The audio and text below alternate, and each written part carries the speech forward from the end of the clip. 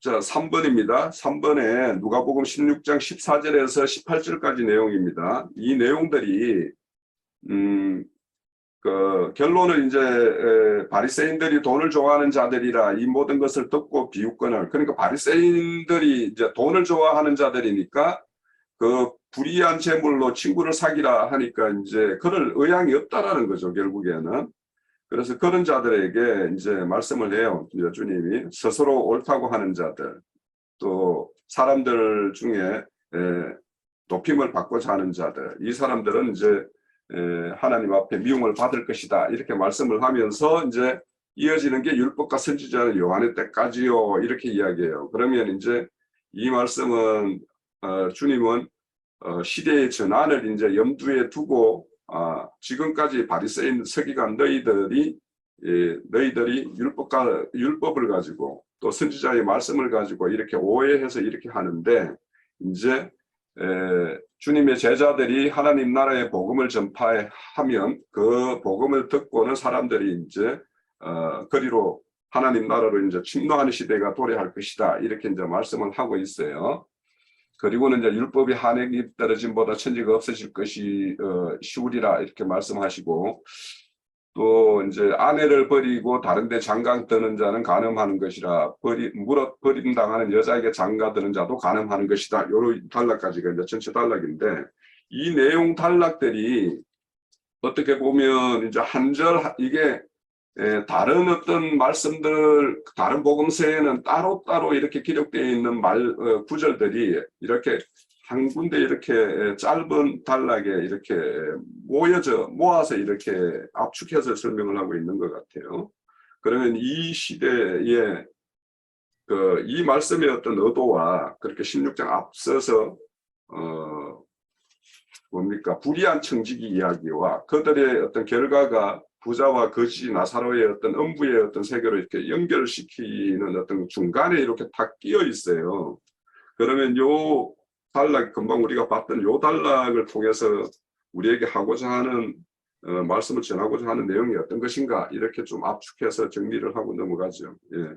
그러니까 뭐냐면은 실질적으로 지금 이제 그 불의한 청지기가 주인을 섬겼다라고 얘기를 하고 있는데, 이것은 구약에, 그러니까 16장 1절에서 보면은 어떤 부자에게라고 얘기를 했어요. 그러니까 구약의 하나님을 상징하고 있고, 그 다음에 청지기는 말하자면 제사장들을 상징하고 있다라고 보여집니다. 그런데 이 제사장이 실제로는 그 백성들의 죄를 갖다가 하나님께 짐승을 잡아가지고 제사를 드려야 되는 게 원칙인데, 그것을 충성되게 만약에 했다면 실질적으로 말 그대로 하나님을 만날 수가 있었을 거예요. 그런데 이들은 그것이 말 그대로 이제 그 선민 사상과 그 다음에 선민 의식이 가득 차다 보니까 자기는 의롭고 백성들은 무지하고 죄인들이다라고 생각을 하고 있었다라고 보여집니다. 그런데 이 부자가, 그러니까 이 청지기가 예수님이 오셨을 때 당시에 이것은 하나의 예수님께서 예표로 들어서 설명하고 있는 것이니까 이 청지기가 때를 알게 된 거죠. 자기가 이제 쫓겨날 때를 알게 된 거예요. 직분을 빼앗길 때를 알게 된 겁니다. 그렇다면 실질적으로는 그 때를 알았으면은 이 사람이 사람들을 불러서 너 그 빚이 얼마냐라고 물어봤고, 뭐 보리가 뭐 100대입니다 하면 50대로 해라, 이렇게 하는 것이 원칙적인 구약의 제사장들이 해야 될 일인 거죠. 그래서 이제 여기서 우리가 이제 보면은 이런 말씀을 해요. 지극히 작은 것에 이제 누가복음 16장 10절에 보면 지극히 작은 것에 충성된 자는 큰 것에도 충성되고 지극히 작은 것에 불의한 자는 큰 것에도 불의하느니라 라고 얘기를 하면서 11절에 너희가 만일 불의한 재물에도 충성하지 아니하면 누가 참된 것으로 너희에게 맡기겠느냐 라고 얘기를 하고 있습니다. 그러니까 결과적으로는 실질적으로 그 재물로 빚을 졌다라고 하는 것은 하나의 예표적인 사건이고 실제로는 우리가 하나님께 갚을 수 없는 그러한 죄빚을 갖다가 상징하고 있는 거잖아요. 재물이라는 그 자체가. 그러다 보니까 이것을 통해 가지고 그 뭐 탕감시켜주는 그 불의한 청지기가 오히려 지금 주인이 보았을 때, 즉 예수님이 보셨을 때는 지혜롭다라고 얘기하는 것으로 이제 전체적인 흐름을 그렇게 보고 있었습니다. 예. 제가 좀 이어가면 우선 그 박영재님이 뭐 요약을 잘 해주셨는데 우선 그 불의한 청지기가 행하던 일이 주인이 와서 셈하자고 하기 이전과 이후가 전혀 달라져 버렸죠. 그죠? 그래서 불의한 청지기가 셈을 하기 전에는 이렇게 주인의 어떤 그런 소유를 이렇게 탕진하는, 그러니까 주인의 뜻과는 이렇게 합치되지 않는 그런 걸로 이렇게 경영을 했었어요. 그런데 이제 셈하자고 하니까 청지기가 이제 행한 것이 하나님의 어떤 뜻과 합치가 되는 거죠. 결국에는 이제 빛을 탕감하는 쪽으로 이제 나아가게 된 거죠.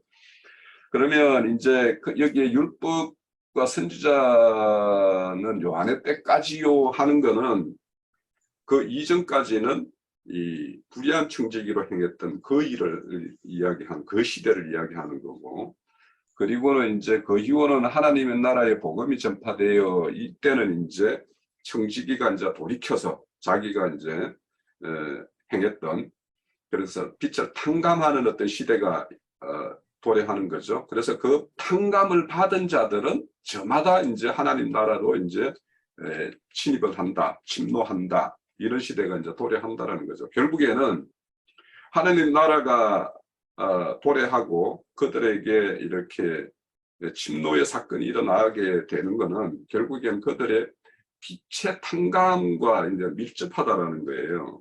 그러니까 우리 스스로도 주님의 어떤 그 복음을 통해서 우리가 빛의 탕감을 받은 자만이 하나님 나라에 이렇게 들어가 있는 것이고, 또 그것이 이제 이런 탕감이라는 것은 그냥 전적으로 은혜에 의해서 이루어지는 거죠. 그래서 그런 것들에 대해서 되는 어떤 그 시대가 있는데, 그런데 이제 그러나 율법의 한액이 떨어짐도 천지가 없어지기 쉬우리라, 천지가 없어짐이 더 쉬우리라고 하는 것은 그 이전에 지금 주님 앞에 있는 이 주님의 이야기를 듣고 이렇게 비웃는 이들이 스스로는 이제 율법을 모든 것을 한 획도 떨어지지 않고 스스로 지키려고 노력을 했던 자들이에요. 그런데 그들이 그렇게 지켜서 그 율법이 이루어지는 것이냐? 그렇지가 않다. 그래서 너희들이 어떤 율법에 오해해서 스스로 지키려고 하지만 주님이 이 땅에 오셔서 그 율법의 모든 요구를 이루어 줌으로 인해 가지고 율법이 완성되는 것이다. 그래서 율법의 완성을 이루어진 자들만이 결국에는 위에서 말하는 천국의 어떤 침노하는 자들이 되는 것이다. 이렇게 이제 말씀을 하는 걸로 이제 이렇게 연결시켜 볼 수가 있고요. 그리고는 이제 마지막에 아내를 버리고 다른 데 장가가는 것은 간음이다라고 이런 말씀을 이제 연결하는 것은, 너희들은 간음이라는 것을 모세 율법에 규정되어 있는 그것을 간음이라고 하는데, 주님은 왜 여기서 간음의 이야기를 이렇게 끄집어 왔을까라는 걸 생각을 해보면 16장 13절의 마지막에 보면 너희는 하나님과 재물을 겸하여 섬긴다 이렇게 이야기를 해요. 결국에는 두 주인을 섬기는 것이 그것이 간음인데, 너희들은 그냥 모세 율법에 그 부부의 어떤 그런 문제 그런 게 있을 때 이렇게 하면 그 간음이 아니고 이런 것이는 간음이다라고 규정되어 있는 그 모세의 어떤 그런 율법의 기인에서만 이렇게 설명을 하지만, 주님이 그 산상수훈에서도 그 모세의 율법대로 다시 재해석해서 주는 것처럼 너희들은, 그러니까 지금 너희들이 두 주인을 섬기는 것을 간음이라고 생각하지 않고 너희들은 그것을 아무 문제의식 없이 그렇게 행하는데, 하나님은 주님은 그것을 지금 가늠이다라고 이렇게 고지를 하고 있는 거로 이제 이 말씀이 이제 종결이 되는 것 같아요. 그래서 이제 스스로 여기 보면 스스로 이제 어렵다고 승별한다라고 해서 처음 시작이 15장 이제 1절에서 주님이 창기와 세리와 이렇게 먹는 것을 보고 어떻게 저런 자들과 함께 이렇게 같이 먹을 수 있는가 하는 어떤 거기에서부터 시작되었기 때문에 그래서 너희들은 눈에 보이는 거, 눈에 보이는 것, 모세에 기록된 어떤 조문의 말씀에 기초해서 모든 것을 판단하는데 하나님은 그런 것으로 판단하는 것이 아니라 너희들의 어떤 속을 이렇게 살피시는 어떤 하나님인 것도 이렇게 보여주는 것이고 또 이제 결국에는 이제 여기 보면 참남편으로부터 이들이 이혼을 당한 상태예요. 사실은 이제 여기에 그들이 스스로 하나님을 잘 섬기고 잘하고 있고 성별하게 이렇게 행한다라고 하는 이 자들이 실질적으로는 하나님으로부터 이혼당해서 내침을 당한 그런 상태인데 이런 자들과 그러니까 바리새인과 서기관들과 그러니까 이게 이혼 이렇게 버려짐을 당한 자, 그 자와 함께 또 장가드는 자도 가늠이라고 그랬으니까 그런 자와 함께 또 뭔가 연합을 그러니까 하나님에 의해서 내침을 받은 자들 그들과 연합을 이루는 것 그것도 하나의 가늠이니까 너희들은 저 바리새인과 서기관들과 함께 이렇게 연합하는 것에 대해서 이렇게 경계로 주시는 말씀이다. 이렇게 이제 저는 전개를 했습니다. 지난 그 집회 때부터 이제 연속 이어지는 내용인데 주님이 오시기 전에 율법적으로 제사장으로 그 세움을 받았던 그들은 자신들을 제사장으로 세우신 하나님의 의도라는 것이 실제로는 백성들의 범죄로 인한 죄값을 탕감해 주라는 뜻으로 제사장으로 위임을 한 건데 제사장으로 위임받은 것을 오히려 백성들을 착취하는 그런 지위를 받은 것으로 그들이 이제 오남용을 했다는 거예요. 그래가지고 죄들을 탕감받은 그 영혼들이 감사하며 찬양하며 하나님 주님께 영광을 돌리게 했어야 되는 건데 도리어 율법으로 무거운 짐을 더 지게 만든 거예요. 이제 그러다 보니까 예를 들어서 80을 빚을 졌는데 100이 돼버린 것이고 50을 줬는데 또 100이 돼버렸고 그러면 20이나 50이라는 것은 더 추가된 빚이잖아요. 그게 죄빚을 더하게 한다. 율법 제사장들이 하는 짓은 그 백성들에게 죄의 짐을 더 지게 만들고 도리어 그들은 돈을 좋아하는 자들이기 때문에 돈까지 착취하는 더러운 이익의 재료로 백성들을 삼았다는 거예요. 그런데 이제 그들은 자칭 빛의 아들들인 것처럼 자처하는 거예요. 또 그래가면서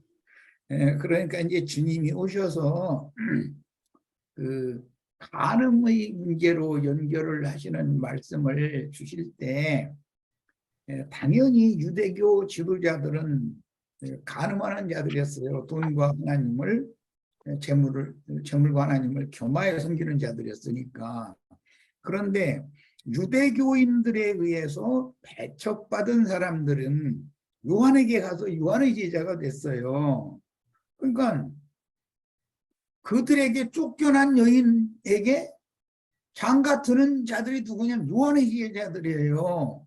그들도 역시 간음하는 자들이라는 거예요. 그러니까 너희는 다 결론적으로 너희는 다 이유야를 막론하고 나에게로 와야 된다. 지금 이 말을 하는 것이 중심이고 나는 모든 죄인들의 빚을 탕감해 주러 더러운 자를 정결케 해 주러 부정한 자를 정확하게 정결하게 해 주러 내가 왔다. 나만이 구원자다. 지금 이것을 특별히 강조하시는 내용이에요. 그러니까 이렇게 정리하시고 이제 오늘 이제 또 말씀 나누고자 하는 쪽으로 빨리 나갔으면 좋겠어요. 여기가 너무 오래 이렇게 뭐 천연할 필요가 없을 것 같아.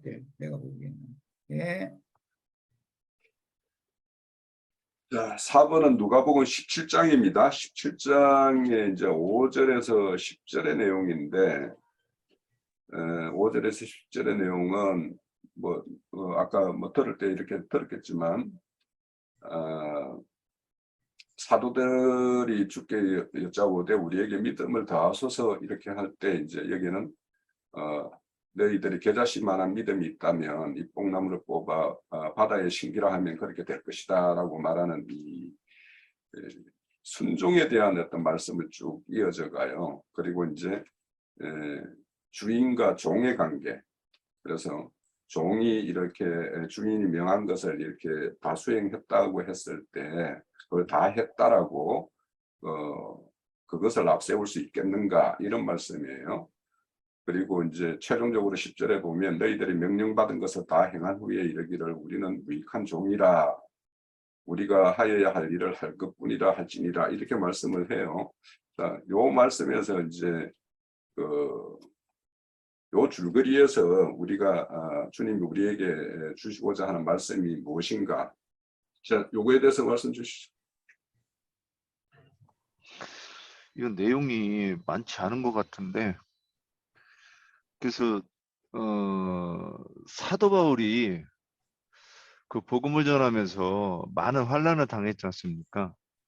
근데 그 뭐 40의 가만매 하나 가만매를 몇 번 맞고 뭐 강도를 만나고 저기 파선하고 이런 말씀들을 했는데 그렇다고 그래서 그게 그 사도 바울이 그걸 자랑할 것이라든가 어떤 그 자기를 주님한테나 또는 그 교회 내에서 나 이랬어 하고 그 어필하는 것이 한 군데도 없어요.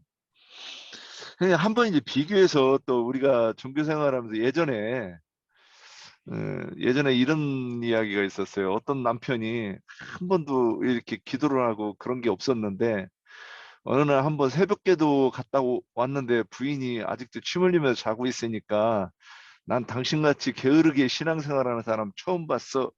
이런 얘기를 했다는 이제 이런 책을 한번 읽었어요. 우리가 한번 새벽 예배 새벽기도 한번 갔다만 와도 내 자신에 대해서 그 하나님 앞에 막 굉장히 당당하고 막 자랑할 것이 많은 것 같은 그런 게 우리 아니겠는가. 그런데 우리가 어떤 이 종교적인 일로 그보다 더한 일을 했으면 우리 스스로 얼마나 하나님 앞에서 자랑하고 싶고 나 잘했죠 막 이러고 싶은 그런 것이 있지 않겠는가. 근데 여기서는 그렇게 하고 나서도 나는 무익한 종이라 그럴 때는 저는 이런 이 부분을 보면서 예전부터 이렇게 묵상을 해가면서 제가 생각한 건 어떻게 어느 정도 하나님을 신으로 인정하고 내가 피조물로서 나는 그분의 그 경륜 안에서 내가 존재하게 되었고 또 그분의 경륜 안에서 내가 있다가 그분의 일을 위해서 죽는 것이 그게 그 믿는 자로서 또는 그분을 섬기는 자로서 나의 삶의 의미는 그게 다다. 하나님의 나라가 완성되고 확장되는 것만이 나한테 의미가 있고 그것을 위해서 내가 환난과 핍박도 당할 수 있다. 이런 마음이 있지 않으면 나는 무익한 종이라 이렇게 할 수 있었겠는가. 좀 요런 그 묵상을 했던 그 기억이 납니다. 여기까지입니다. 이 단락에서 이제 믿음과 순종 그리고 이제 주인과 종의 관계가 이제 이렇게 압축되어 있는 말씀 구절이라고 생각이 되어지는데 여기 보면은 이제 믿음을 말하면서 여기는 뽕나무라고 이제 뽕나무를 이렇게 뽑아서 이렇게 바다에 신기게 하며 신길 것이다 이렇게 말하고 다른 이제 마태복음이나 마가복음 같은 경우에는 이 산을 옮기라 하면 옮겨질 것이요. 그리고 또 마태는 또 이 말씀을 두 번이나 인용을 해요. 이 산을 들어 바다에 던지라 하면 던져질 것이요. 이렇게 이제 말씀을 했었어요. 그러면은 그때 이제 이 산이라는 거는 유대 체계의 어떤 그런 유대 체계를 우리가 이제 그렇게 말씀을 한다라고 그렇게 우리가 정리한 듯한데, 예, 마가복음에는 믿는 자에게는 능치 못함이 없다, 이 구절로 이제 이 말씀이 또 정리를 하고 있어요. 그래서 결국에는 이제 믿음과 어떤 그 종의 어떤 이 순종이라는 것이 이렇게 좀 연결시켜서 이렇게 볼 수 있는 구절이다, 이렇게 보고요. 그리고 이제 여기에서 이 산이나 이 뽕나무나 이런 것들은 이제 그 천연적인 어떤 옛사람의 어떤 사고에다가 그 사람의 어떤 종교적 열심이 대하여져서 어떤 종교 체계로 이렇게 굳어져 있는 상태, 그 상태를 이 산, 이 뽕나무 뭐 이렇게 좀 정리해도 될 것 같고, 저는 이제 이 말씀을 보면서 믿는 자에게 그 작은 믿음을 여기에서 이제 이렇게 말씀을 해요. 작은 믿음이라도 있으면 이렇게 말하는 것을 보면 이제 주님이 이렇게 일하시는 거는 믿는 자의 어떤 작은 믿음을 가지고 그걸 잡고서 이제 일을 하시는 건데, 그 믿음이라는 것이 결국에는 우리에게 나타나는 것은 그것이 우리가 이 현상에서 나타나는 것은 이제 순종이다, 이런 이야기로 연결시킬 수 있을 것 같고, 그리고 이제 여기 이어지는 말씀은 이제 그 순종이라는 것은 결국에는 명령의 어떤 수종자의 입장에 이제 딱 서는 거죠. 그렇다면 명령하는 분과 명령을 수종하는 분과의 어떤 그 관계성이 이렇게 말씀하신 대로 이렇게 딱 정립되어 있어야 된다라는 거죠. 그래서 이제 우리가 흔히 이제 종교 체계는 뭐냐면 내가 이 정도로 했으면, 이 정도로 이렇게 뭔가 승리와 뭔가 이렇게 드림을 이렇게 행했다면 그에 대한 어떤 반대 거부, 뭐 이런 것이 뭔가를 기대하는 것을 이렇게 가지게 되는데, 그래서 그와 대칭되게 여기에서 말하는 어떤 믿음과 순종이라는 것은 종이 뭔가를 해놔놓고 주인에게 뭔가를 이렇게 반대로 뭔가를 기대하는 것, 이것이 주종관계의 어떤 바른 관계로 정립되어 있는 것인가, 그것이 아니다라고 하는 것이 이제 여기에서 주시는 말씀이라고 생각되어서요. 그러면 이제 이거를 우리가 앞으로 돌려서 이런 것들을 돌리면 이제 맏아들의 경우가 이제 생각이 나죠. 맏아들은 뭐냐? 작은 아들이 이렇게 유산을 달라고 할 때 아버지로부터 작은 아들과 맏아들이 같이 유산을 받았어요. 그러면 이제 맏아들은 자기 스스로 그 자기 받은 어떤 기업을 이렇게 열심히 경영하고 했던 걸로 이제 그렇게 기록을 하고 있어요. 그래서 자신이 어떤 열심히 했던 것을 기반해서 그렇지 못했던 동생에 대해서 아버지가 후의를 이렇게 베푸는 것에 대해서 이렇게 반대 노선을 이렇게 취하는 어떤 이런 그 맏아들의 모습을 보여요. 그러니까 자기의 어떤 의로움, 여기 스스로 이제 여기 보면 자기 스스로 옳다고 하는 자들, 이 자들이 이제 맏아들의 어떤 형태이겠죠. 그래서 이런 것들이 결국에는 요 말씀하고도 우리가 연결시켜 볼 수 있겠고, 그래서 이제 유대교 종교 지도자들은 스스로 어렵다고 생각하고 자신의 의를 이렇게 주장하는 자들인데, 그래서 자기들이 이렇게 부자로 사는 거, 화로이 여기 부자 보면 나사로와 반대되는 그렇게 부자로서 화로이 이렇게 지내는 것은 그것이 하나님이 자신에게 준 어떤 복이다, 이렇게 생각하는 자들이란 말이에요. 그래서 그것이 당연하다, 이렇게 생각을 하는 거예요. 그래서 그런 자들과 이렇게 대비해서 그들은 스스로 내가 유익한 것을 했고 드렸고, 그래서 하나님으로부터 나는 유익한 것을 받을 수 있는 자다라고 생각하는 그들과 주님이 제자들에게 너희들은 그들과 달리 내가 이렇게 명한 것을 준행했다 하더라도, 그것을 다 했다 하더라도 너희들은 그들과 같은 그런 어떤 자세를 취하지 말고 항상 무익한 종이다. 그래서 이제 앞에 보면 뭐 잔치상에 청함을 받았을 때 너희들은 상석에 앉지 마라. 청한 자가 와서 저 말석으로 가라 하면 네가 그걸로 부끄러움을 당하는 것이 아니냐. 오히려 너희가 말석에 앉아 있으면 오히려 청한 자가 와서 너희들을 이렇게 가까이 높은 자리로 오라고 할 때 그게 맞는 거 아니냐, 이런 말씀과 이제 요 말씀이 이제 좀 연결되는 것이기 때문에 우리가 이제 신앙인과 종교인의 어떤 차이가 이제 여기에서 이제 구별되게 우리가 나눠볼 수 있는 건데, 우리 스스로는 어떤 자세를 취하고 있는가, 이런 것들에 대해서 이제 좀 살펴보면, 이 말씀에 근거해서 살펴보면 우리가 어떤 위치에 이렇게 있어야 되는가, 이런 것들을 정리할 수 있는 어떤 말씀이라고 보입니다. 거기 그 5절에 보면 우리에게 믿음을 더하소서 하고 나서 그 뒤에 내용 뭐 겨자씨에 한할 만한 믿음이 있었더라면, 그리고 뭐 저기 양을 치거나 밭에서 돌아왔다면, 그리고 그런데 그 종한테 오히려 띠를 띠고 나의 먹을 것을, 이게 인간적으로 하면 참 비정한 주인이에요.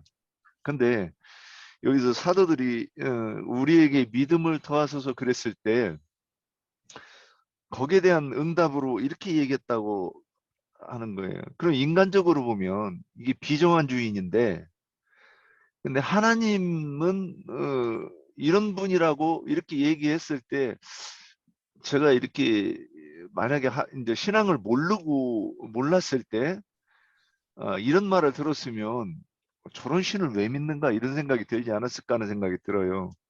근데 지금은 아까 얘기했던 대로 그렇게 맞다. 하나님의 경륜 안에서 나는 오직 그분의 나라만을 위해서 의미가 있고 존재 가치가 있고 하나님이 기억하시는 바 된다. 이거를 이해하고 나서 이렇게 이렇게 말하는 거는 제자들이 이렇게 믿음을 더하소서 할 때 그거를 그래도 어느 정도 좀 주님이 믿음을 더한 상태가 아닐까, 이런 생각이 좀 들었습니다.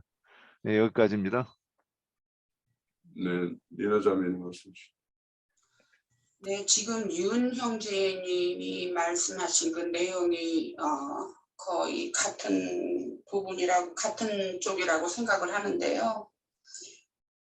지금 이제 그 위에서 5절에서 우리에게 믿음을 더하소서 한 거는 위에 있는 형제들에게 잘못을 하고 하면은 7번이라도 내 죄를 짓고 7번 내게 돌아와 내게 회개하노라 하거든 너는 용서하라 하는 그런 말씀을 가르치고 나니까 그렇게 하려면은 이 제자들이 믿음이 더해져야만 우리가 그렇게 할 수 있는 것이 아닌가 하는 그런 의미에서 우리에게 믿음을 더하소서 하고 구하였던 것 같아요.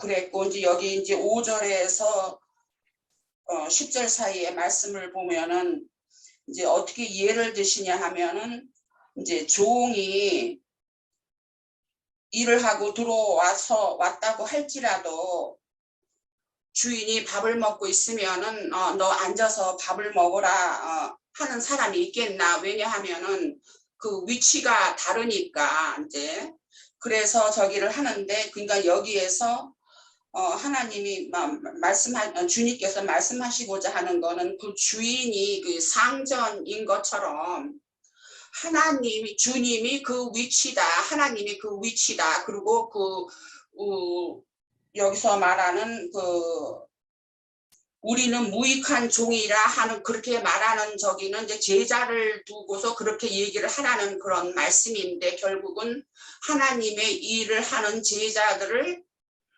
여기 지금 저기 밭에서 일하고 들어온 그 종들과 그 주인하고 같이 비유를 한 것으로 봐져요.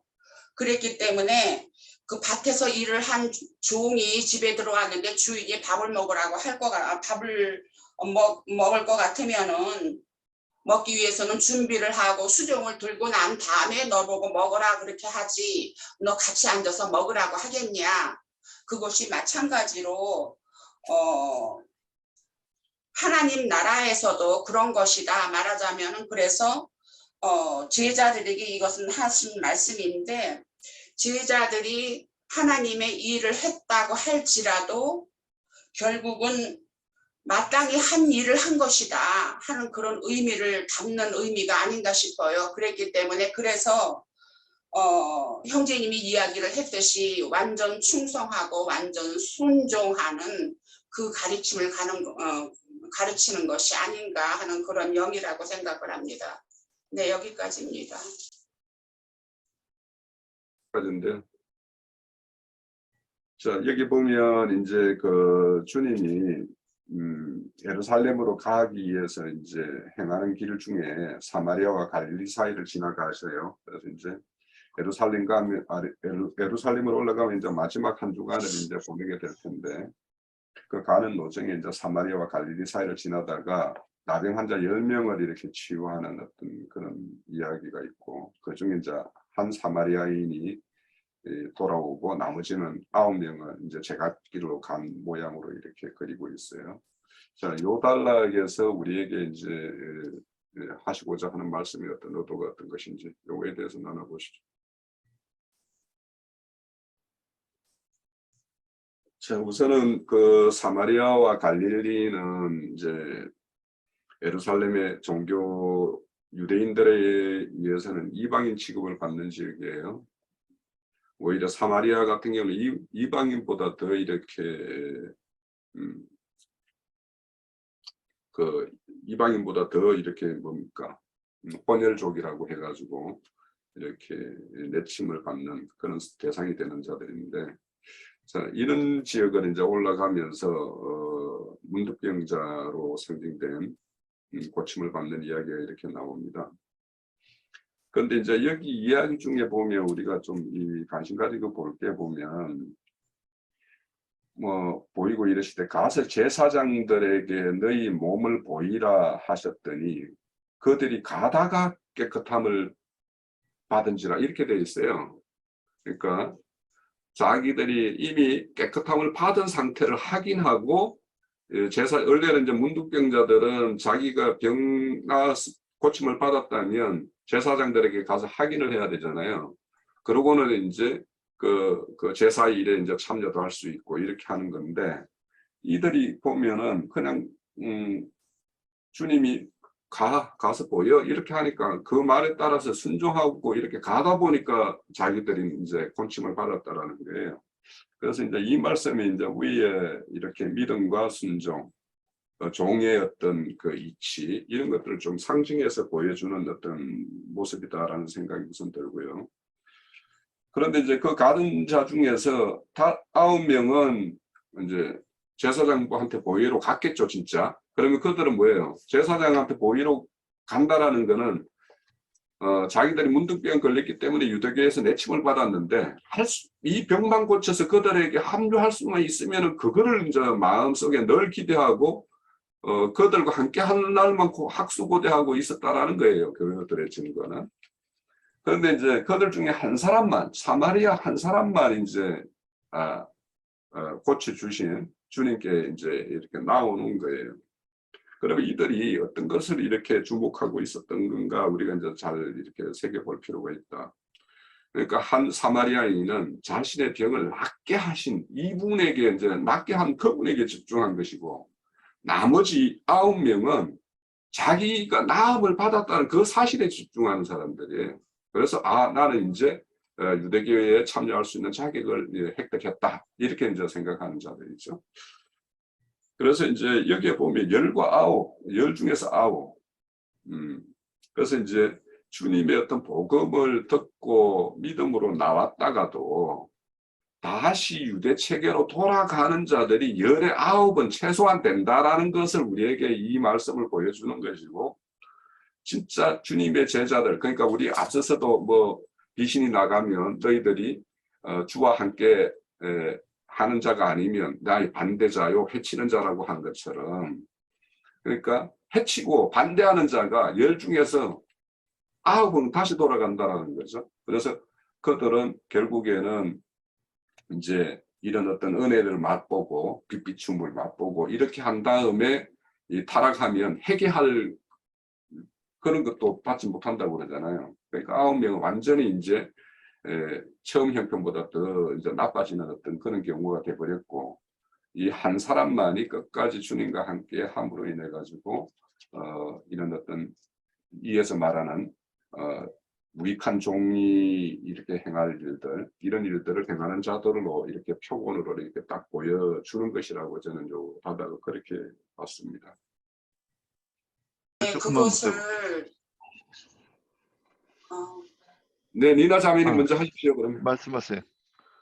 형제님 지금 이야기하신 그 내용을 우리가 좀 시대적으로 구분을 해본다면은 여기 9사람은 여전히 율법 시대에 속한 사람이고, 여기 한 사람은 그 그리스도의 보업에 이제 속한 사람인 것이기 때문에, 또 여기서 특히 사마리아 사람을 이방인이라고 이렇게 표현을 한 거를 봐서는 교회 시대가 열리는 그것과 율법 시대에 속해 있는 유대교를 지적하는 그러한 구분을 말하는 것이 아닌가 하는 그런 것으로도 또 봐집니다.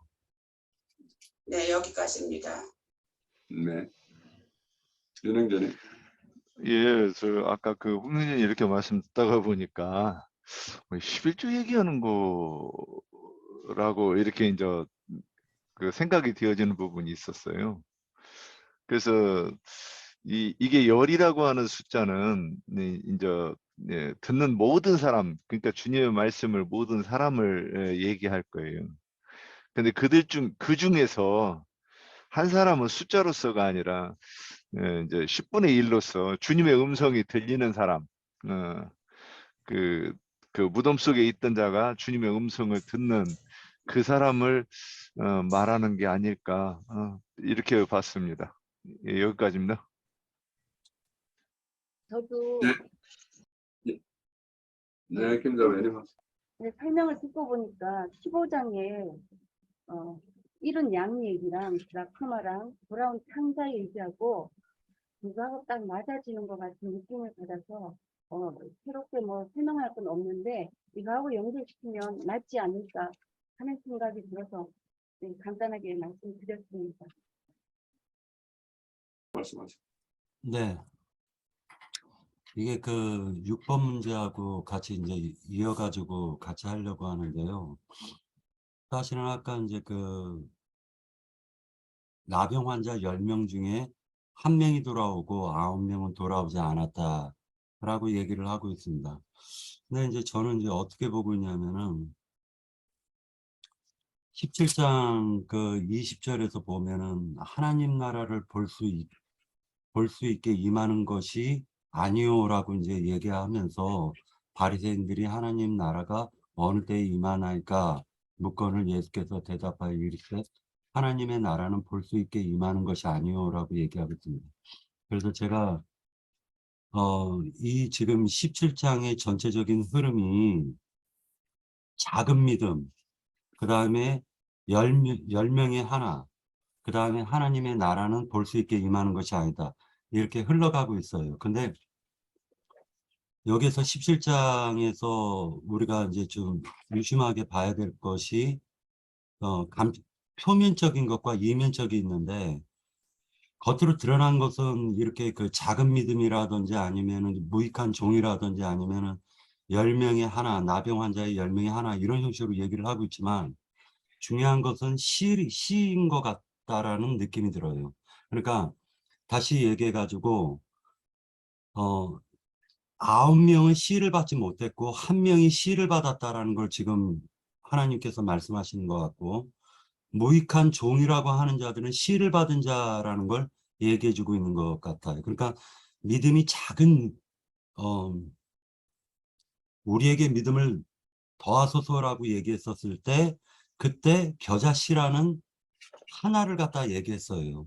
근데 이게 실질적으로 그 작은 믿음이 들어와 가지고 그 작은 믿음이 속에서 그 거듭난 그 영을 갖다 가리키는 것 같은데, 그 생명이 들어오면 참 주인을 갖다가 찾아가게 돼 있고, 그리고 스스로 무익한 종이라고 고백하게 돼 있고, 그리고 참 주인에게 찾아가는 참된, 말하자면 참으로 나온 문둥병자로 보여지고 있고요.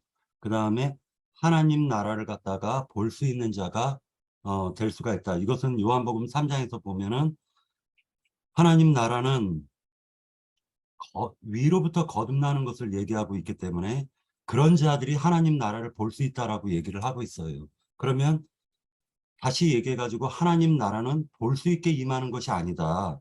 또 여기 있다 저기 있다가 아니라 하나님 나라는 너희 안에 있느니라 또는 너희 가운데 있느니라 라고 표현하고 있기 때문에 실질적으로 여기서는 시를 갖다가 지금 17장에서는 강조하고 있는 것이 아닌가라는 생각을 해보았습니다. 네. 또 이어주실 분 계세요?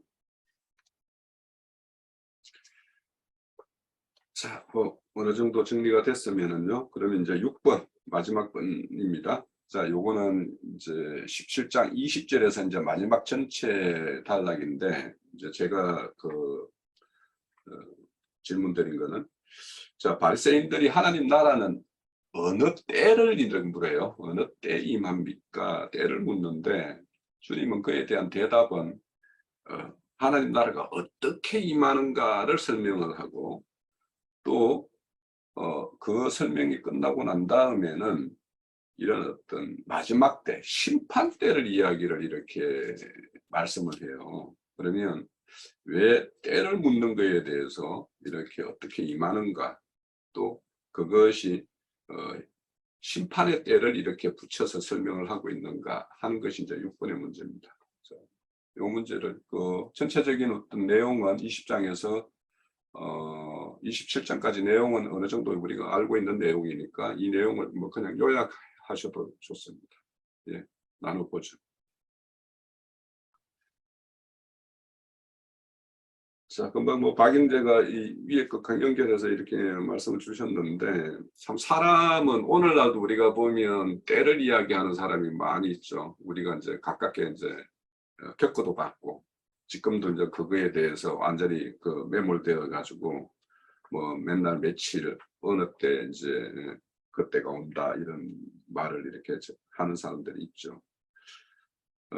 그런데 우리가 이제 성경 기록에 보면 때와 시기는 아버지께 속한 것이다 이렇게 말씀을 해요.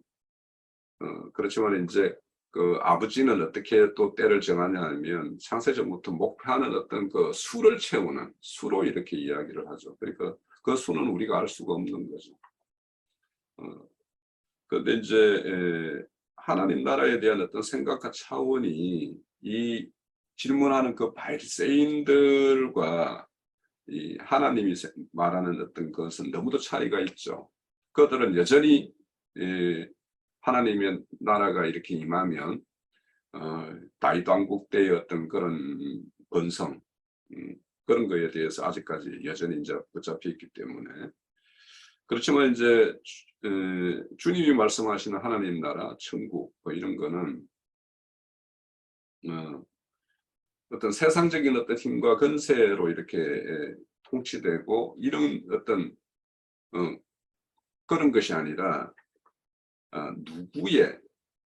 누구의 어떤 다스림을 받는 거냐. 그래서 누가 주인이냐. 네가 누구의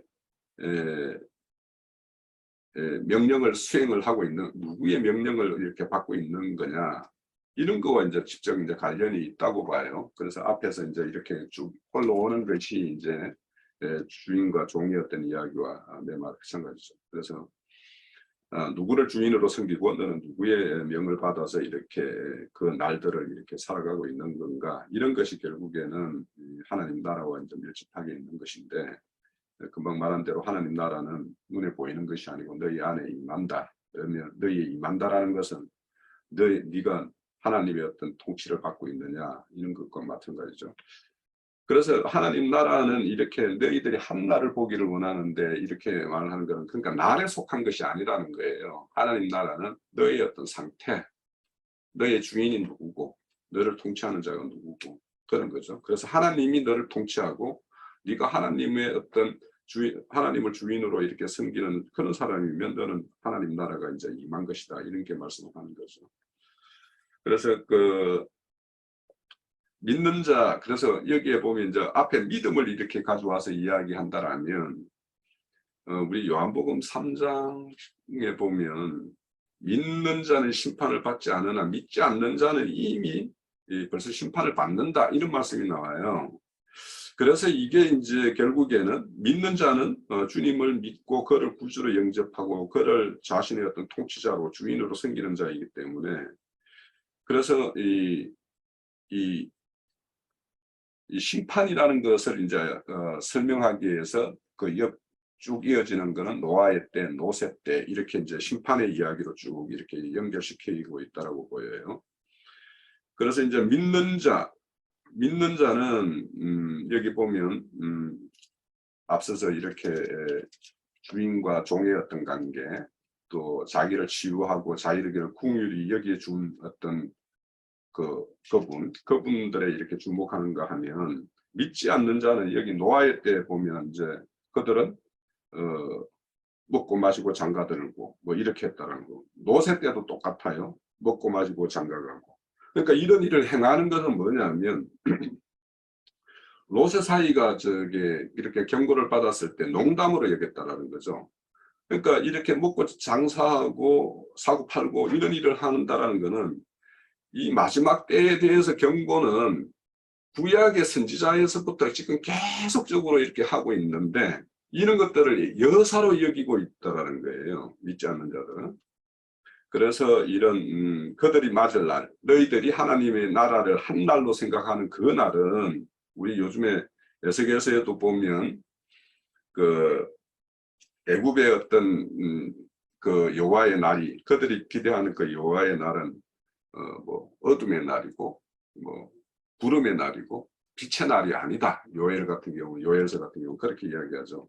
그러니까 그들이 지금 그렇게 하나님 나라가 임할 걸 기대하는데, 그들이 기대하는 그 날이 오면 너희들은 이렇게 심판을 받는 날이 될 것인데, 너희들이 크게 오해하고 있다라는 것을 이제 이렇게 말씀을 하는 거죠, 결국에는. 그래서 이 하나님 나라에 대한 이 이해를 너희들이 오해하고 있는 이거에 대해서 이렇게 깨우쳐 주기 위해서 이렇게 심판의 날을 이렇게 붙여서 설명을 하고 있다라고 저는 이제 그렇게 이해를 가지고 있습니다. 22절에서 보면은 또 제자들에게 이르시되 때가 이르리니 너희가 인자의 날 하루를 보고자 하되 보지 못하리라 라고 얘기하고 있습니다. 근데 24절에서 보면은 번개가 하늘 아래 이쪽에서 번쩍이어 하늘 아래 저쪽까지 비침같이 인자도 자기 날에 그러하리라 라고 얘기하고 있습니다. 그런데 먼저는 이 세대에게 버림바 되어야 할지니라 라고 얘기하면서 노아의 때, 롯의 때로 연결을 지금 하고 있는 부분이 있어요.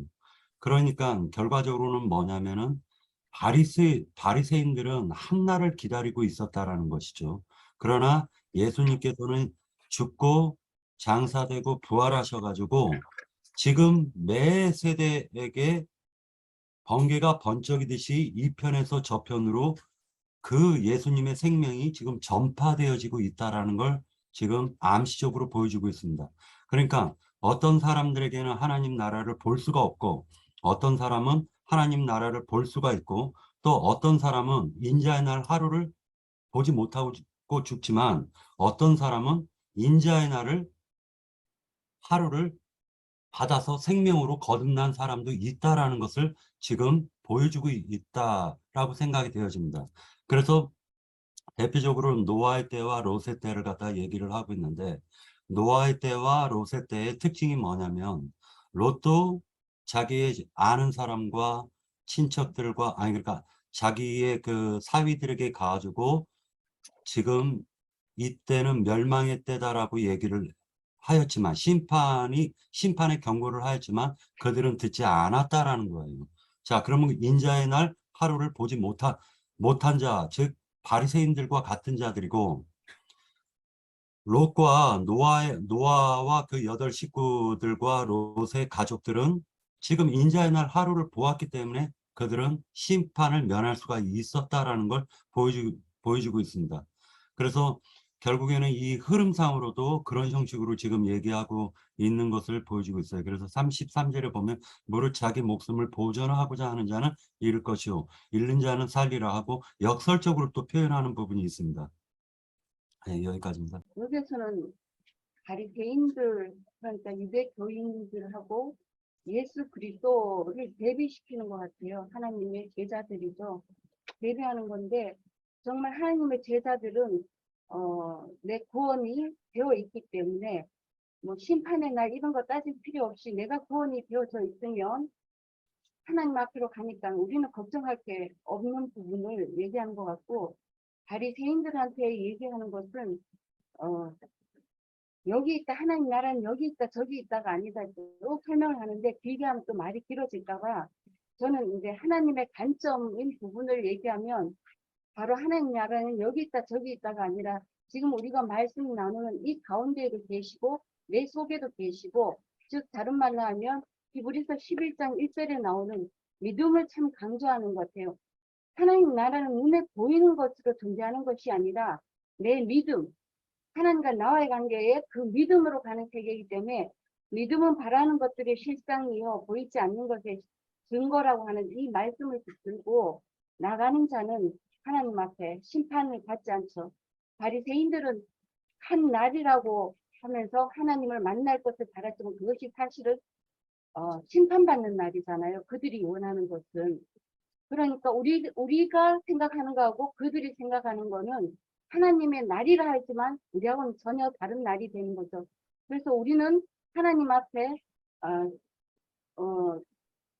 갑자기 말이 생각이 안 나는데 목숨을 이렇게 우리는 이제 데려감을 받는 하나님 앞에 정말 바리새인들한테 핍박받고 이렇게 해서 순교당하고 가는 것이 우리는 데려감을 받는 것이지만 그들은 그렇게 해서 이 땅에 버려짐을 당하는 이것을 대비시키고 있는 것이기 때문에 그래서 지금 현세에서 우리가 하나님 말씀 가지고 내 구원의 그 3단계 세 부분 단계 과정을 거쳐서 만들어져서 이 다음에 내 개인 종말이 왔을 때 죽음 저 넘어가면 하나님 앞에 영광으로 나타날 수 있는 그 자격이 주어지는 그래서 하나님이 대비시키고 있다. 너희들은 아직 나에 대해서 아는 것이 없다. 하나님이 예수 그리스도인 나에게 나와라. 이것을 강조하기 위해서 말씀하시는 부분이다라고 저는 보여서 길게 얘기는 못하고 간단하게 여기까지 말씀드리겠습니다. 여기 사도행전 1장에 보면은 주님이 죽고 장사 부활하시고 제자들에게 나타난 것이 이제 부활 40일이 지난 후에 제자들에게 나타나신 거죠. 6절에 보면 그들이 모였을 때 예수께서 여쭈어 이르되 주께서 이스라엘 나라를 회복하심이 이때니까 하니 이르시되 때와 시기는 아버지께서 자기 고난에 주셨으니 너희가 알 바가 아니요 오직 성령이 너에게 임하시면 너희가 권능을 받고 예루살렘과 온 유대와 사마리아와 땅끝까지 이르러 내 증인이 되리라 하시니라. 여기서 내 증인이라는 것은 이제 그 복음을 제자들이 복음을 전하다가 땅끝까지 전하다가 이제 그 순교를 아까 순교를 말하는 것 같아요. 여기서 말씀하신 건 그러니까 이제 아버지가 자기 권한을 아버지 안에 주셨기 때문에 너는 알 바가 아니야. 너희들은 알 바가 아니야. 저기 복음을 땅끝까지 이 성령을 받으면 너희가 복음을 땅끝까지 전하라 그렇게 말씀하신 것처럼 지금 형제님도 또 말씀하셨듯이 하나님의 나라는 우리 안에 임하는 것이죠. 임하고 이제 그 제자들이 복음을 땅끝까지 전했을 때 이방인들까지 전했을 때 이제 그 복음을 이제 듣고 받아들이면 성령이 그들에게 다 임하잖아요. 그러면 이미 하나님의 나라가 이루어진 거고 하나님의 경륜에 대해서는 이제 그 복음을 받아서 또 그 교회를 이루고 또 이 교회에서 이기는 자가 나오면 하나님의 뜻이 완성되는 것이죠. 여기까지요. 예, 제가 좀 이어가 보겠습니다. 저기 먼저 22절에 제자들에게 이르시는데 때가 이르리니 너희가 인자의 날 하루를 보고자 보지 못하리라. 이 말씀이 제가 여기 이 장이 다 어려운데 여기도 이게 뭔 소리지? 왜 제자들이 당연히 제자들한테 보여줘야 될 건데 왜 못 본다고 하지? 그래서 제가 뭘 이해를 못했나 하고 이제 일단 봤으니까 제가 엉뚱한 소리 할 것 같은데 나영진님 나중에 이 부분 한 번만 언급해 주시면 감사하겠고요. 근데 그 25절 순서가 너희는 인자의 날 하루도 볼 수 없어. 이 말이 너희가 그 사람들이 생각하기는 메시아가 와서 로마의 압제를 풀어주고 메시아의 왕국이 임할 것이다. 이걸 생각하고 나서 사람들은 물어봤을 거예요. 바리새인들이. 근데 주님은 그런 날은 없어. 지금 이제 이 얘기를 여기서 인자의 날 하루도 를 보고자 하되 그건 누구도 볼 수 없다. 이렇게 말씀하신 것 같아요. 그거를 연결해서 해석한 게 뭐냐. 25절에 그러나 그가 먼저 많은 고난을 받으며 이 세대에게 버림받아 할지니라. 이거 십자가에 못 박혀 죽으심이고, 그리고 그 영이 되어서 24절부터는 우리가 이제 많이 이거 설명 들었으니까 번개가 번쩍임 같이 우리가 성령에 임하시고 깨닫게 하시는 계시도 이렇게 온다. 이제 이렇게 하면 이 부분이 이렇게 설명이 된 것 같긴 합니다. 그리고 제가 이제 언급하고 싶은 거는 그 노아의 때에 그런 노아가 때가 오기 전에 그 무드셀라인데 무드셀라는 제가 예전에 들은 게 그의 이름이 뜻이 그가 죽으면 세상 끝이 오리라 그런 뜻이 있고 창을 들고 성문을 지키는 자 이런 뜻이 있다고 들었습니다. 그래서 그가 죽어야 되는 인자 예수를 상징하고 그가 죽음으로 인해서 이제 세상 끝이 온다 이런 뜻이고 그러면 그 세상 끝에는 어떤 일이 있느냐, 사람들이 먹고 마신다 그랬는데 여기 홍수하고 이 먹고 마시는 게 같이 연결이 되는 거죠. 그래서 먹을 것이 많고 입을 것이 많은데 그게 두루 섞인 그런 것을 먹고 마시고 그렇게 했다고 하는 뜻이 홍수에 삼켜졌다 이런 뜻하고 이렇게 같이 연결된다고 봅니다. 그 다음에 그 뒤에 로세처를 기억하는데 무릇 자기 목숨을 보존하고자 하는 자는 잃을 것이요. 그러면 로세처를 뭘 기억할 거예요?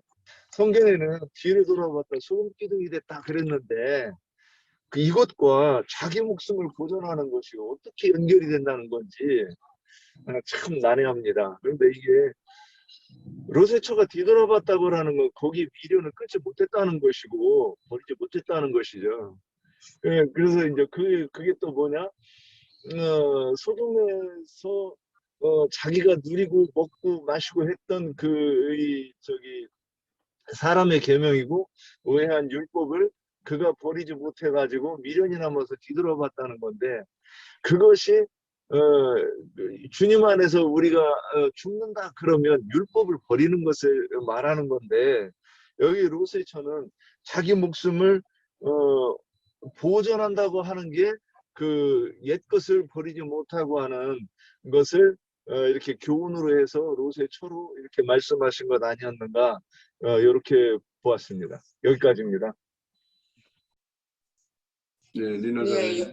네, 여기서는 지금 주님이 말씀하시고자 하는 것은 바리새인들이 하나님의 나라가 어느 때 임하나이까 하면서 그 때를 물어보니까 하나님의 나라는 볼 수 있게 임하는 것이 아니요 하고 그렇게 대답을 했어요. 근데 그거는 그러니까 어느 하루에 하나님의 나라가 임하는 것이 아니다. 그러면서 그 바로 밑에는 하나님의 나라는 너희 안에 있느니라 하셨는데 이제 너희와 함께 있다 하는 것을 이렇게 설명을 그냥 대치를 하셨어요. 때를 말하는 것이 아니고 그랬는데 그 뒤로는 제자들에게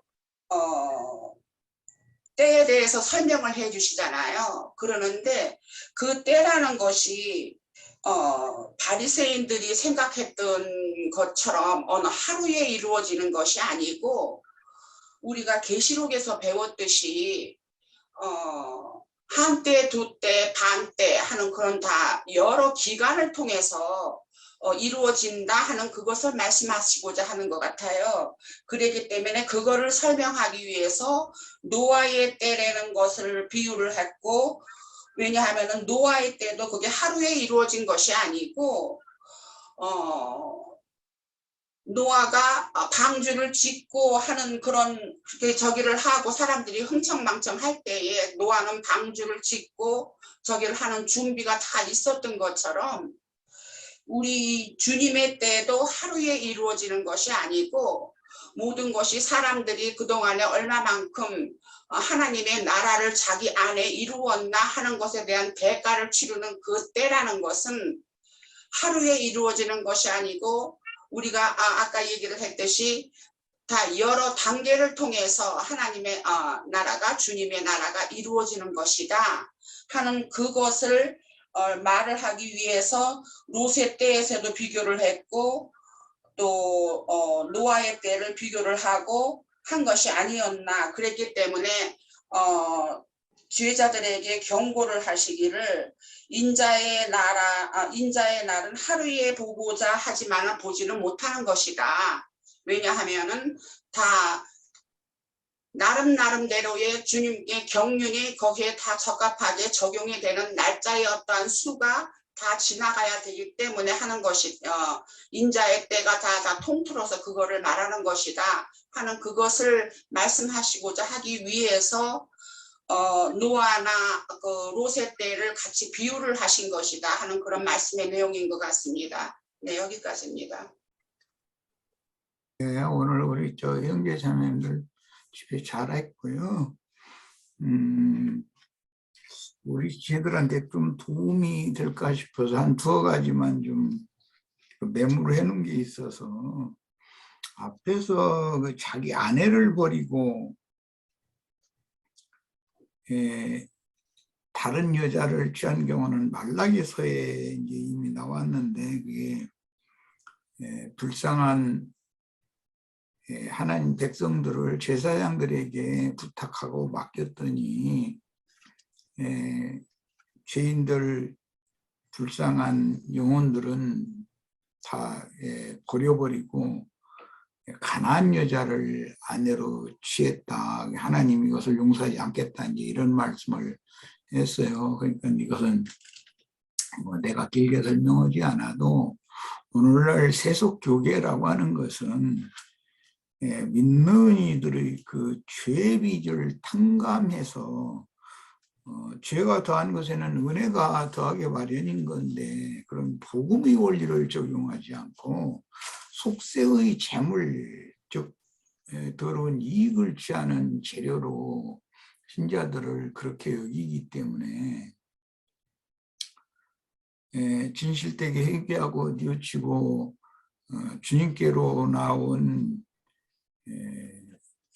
진실한 신자들은 오히려 그 목회자들이 미워하고 버리고 둥퉁이라도 좀 있고 뭐 속세에 무슨 권세를 가지고 있는 그런 사람들을 오히려 우대하고 그런다라는 거죠. 그런 것에 대해 그런 그 유대인들 바리새인들의 그런 악행에 대해서 반감을 가지고 요한의 제자로 이제 나온 사람들이 유대인들에게 버림받은 사람들을 자기의 것으로 도로 취하면 그 또 목적이 여전히 돈을 사랑함으로 더러운 이익의 재료로 삼기 위해서 목회를 한다면 여전히 버림받은 여자에게 장가드는 그런 간음을 여전히 행하는 자라는 거예요. 주님께로 다 중매를 해야 되고 주님께로 모아야 되는 거예요. 종들이라는 건 너나 나나 할 거 없이. 그런데 바리새인들처럼 돈을 목적으로 해서 전도를 열심히 하는 것은 간음하는 거라는 거예요. 그 자칭 유대인들의 그 해인 오늘날의 기독교계에도 나는 기독교식으로 목회하지 않겠다, 깨끗하게 목회하겠다라고 부르짖고 기독교에서 나온 무리들이 많아요. 그런데 그 전에 그 우리 기영재님 얘기는 뭐 가나안 교인이라는 게 그런 얘기 많이 하던데, 그런 사람들이 오히려 일곱 귀신이 들어간 아주 강팍하고 교만이 아주 하늘을 찌르는 자들이거든요. 그 누구 말도 안 들어요. 그러니까 이제 처음보다도 더 나빠져 있기 때문에 그렇죠. 예, 그러면서 그들도 역시 사람들을 얻으면 여전히 사람들을 이익의 재료로 취한다는 것이죠. 그러니까 이게 이제 이어지는 말씀에서는 부자와 나사로 이야기로 이어졌는데 그 말씀 내용이 부자들이라는 것은 다 돈 좋아하는 사람들이에요. 목회에서 다 돈 벌기 위해서 목회하는 사람들이잖아요. 그들은 뭐 날마다 호화로이 잔치하고 연락했다 뭐 그랬고, 나사로는 주님의 진실한 제자, 물론 주님 자신을 상징한 거였지만 주님의 진실한 제자들을 대표하기 때문에 주님의 제자들은 완전히 주님의 제자이고 주님의 나라를 위해서만 봉사를 하고 먹는 거 마시는 거 모든 일체를 주님의 손에 의지해서 주님만 바라보는 거예요.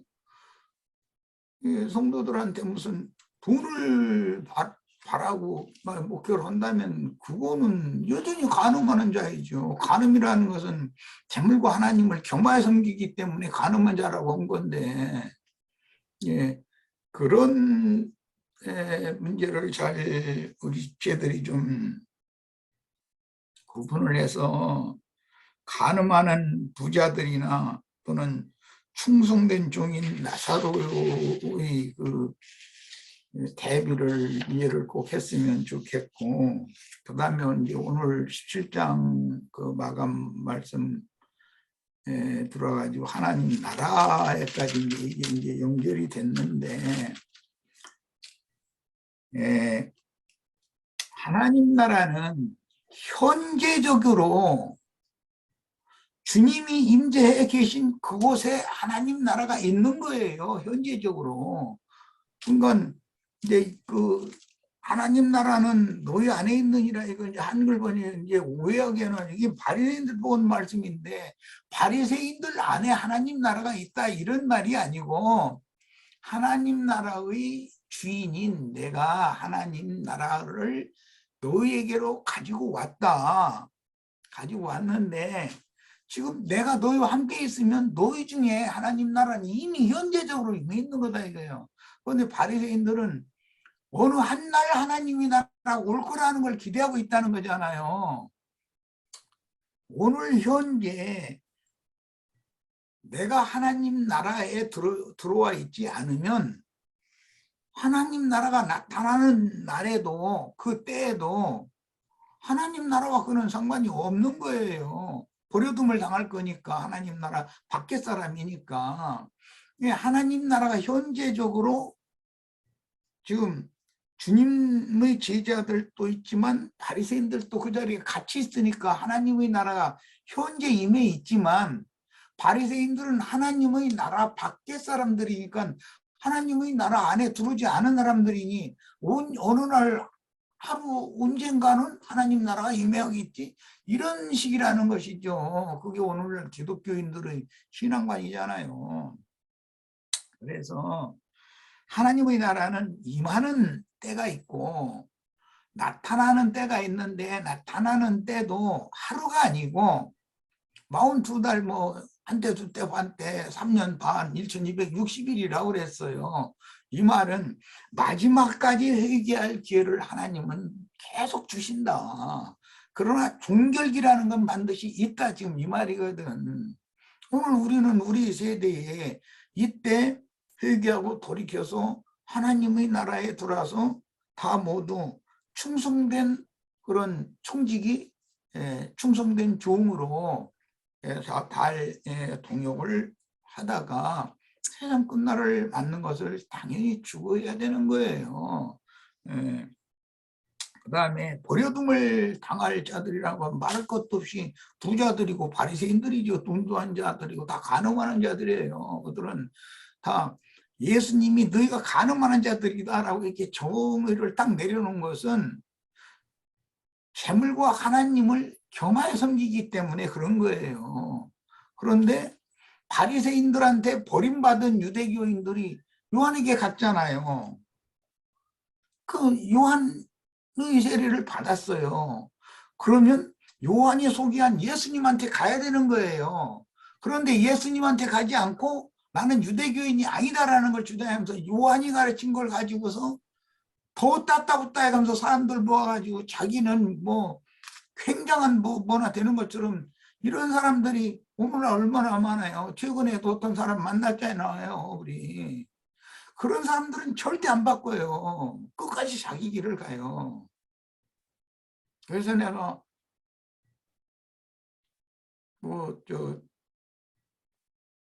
뭔가 헌금과 11조인가 저 글을 올렸길래 우리 형제들이 한번 직접 상대해서 한번 그 사람을 설득을 한번 해봐라네. 그러고 그냥 맡긴 거예요. 한번 설득 한번 해보세요. 그 사람들이 그들이 어떤 사람들인가. 나는 세상 기독교계의 다른 목회자들과 나는 다르다라는 자부심이 어마어마하게 대단해요. 또 나름의 부분적인 진리 지식이 있어요. 그 사람들 설득하기 쉽지 않을 거예요. 한번 설득 한번 해보세요. 야, 이런 것이 우리의 전쟁 연습이에요. 그런 기회를 주시는 거예요. 그러면 직접 맞닥뜨려 봐야 돼요. 다 그런 지혜도 구하시고 그런 용기도 다 구하시기를 바라요. 우리는 어찌든지 해서 사람을 설득하라는 사명을 받은 사람들이잖아요. 이걸 내가 얘기를 꼭 해주고 싶었고, 그런 사람들은 간음하는 무리들이 두 무리가 있어요. 바리새인들이 있고 또 버림받은 여자에게 장가드는 자들, 또 그 두 무리는 전부 다 간음을 하는 자들이에요. 특징이 왜 간음한다고 그랬느냐? 재물과 하나님을 겸하여 섬기기 때문이에요. 주님의 진실한 종들은 그 거지 나사로 얘기했잖아요. 그가 진짜 거지가 아니에요.